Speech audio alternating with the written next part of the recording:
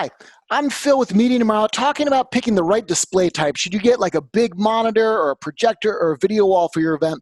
And I'll tell you, it really comes down to what content you have, what environment you have, and kind of how far away folks are going to be. So if you want to, most time at events we end up with kind of projectors, and projectors are great. It's usually the cheapest, easiest way to get a big display of whatever you want. Now, we know that projectors take up a lot of space because you've got to have a certain distance between the projector and the screen. You've got to have a screen. You've got to have a lot of light control because even a little bit of light will wash out even bright projectors. And we know that in areas where there's any sunlight, we really want to avoid projection. So in that case, your next best bet, if you need a big thing, is probably a video wall. There's a couple types, LED and LCD. LCD are basically a bunch of TVs kind of put together to make one gigantic TV.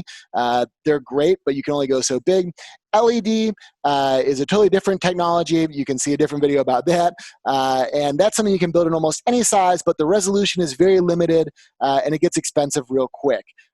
Your other option, of course, if you don't want to do either of those, is to use standard monitors. Kind of the biggest monitor that you can get right now is actually 110 inches. You can get that in most of the biggest event markets.